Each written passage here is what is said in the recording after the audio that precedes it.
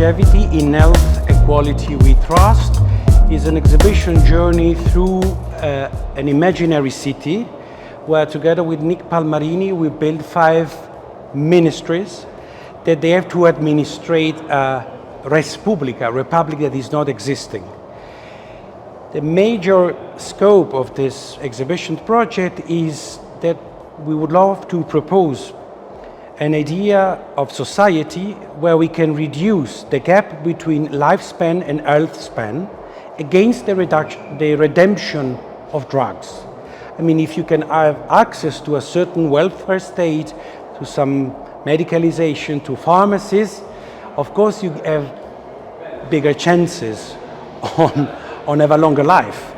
But in terms of inequalities, there's a large part of the population that they don't have access to this system. So you enter into this exhibition space and then you see this diagram. I mean, when it comes to physical environment, medical care or genetics and biology, is really hard to interfere or change this context. But when it comes to individual behavior and social circumstances, here it's where design can play its magic. Here it's where you can merge design theories and the research of doctors and medical institutions.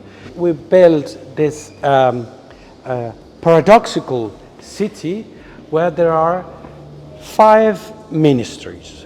These ministries are the Minister of Purpose, the Minister of Food Democracy, the Minister of Sleep Equity, the Minister of Physical Freedom, and the Minister of Togetherness. 5 simple values, 5 simple instructions in order to see that and propose a tangible idea of longevity. We are not here to take care of of older people. We are here to educate younger generation in order to have a longer life. The minister is built in the same way.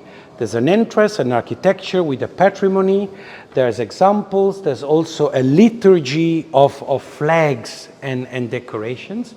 There's always an element that measure time, and this is everywhere. And what did I do with design? I try to anchor data analysis that comes from Nic Palmarini to the world of artifacts. According to the medical research, you have to sleep between 6 and 8 hours per day. But there's so many elements that they can disturb this quantity of hours that you need to sleep.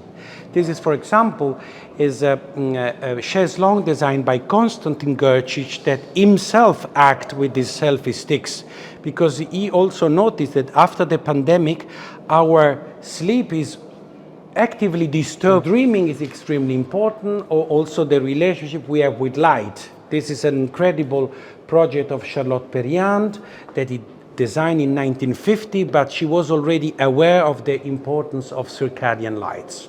I want to point it out to this weighted blanket. Weighted blankets are usually used in the psychiatric hospital and are medical tools used to calm down patients. This is the work of the designer Mia Cinelli, that she designed a weighted blanket that is mimicking the hug.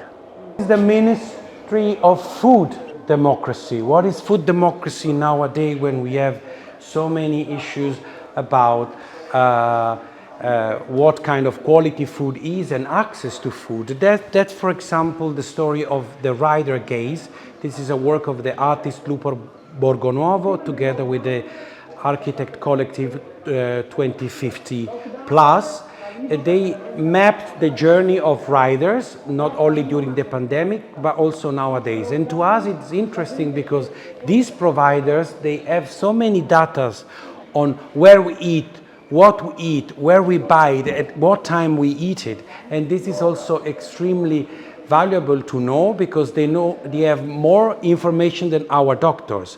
So this is a way to also tackle how we purchase and how we have access to food nowadays. Same was with Martin Guichet, one of the first experiment of food design that tonic death diet, or the work of the Romanian artist Daniel Spurry, where he actually froze the ritual of having dinner together with friends, but he also had cigarettes and glasses of red wine in order to say that also being disobedient to what your doctor is ordering to you is also fundamental to have a serene relationship with food. I want also to point out this bench designed by Hugo Passos for Fritz Hansen.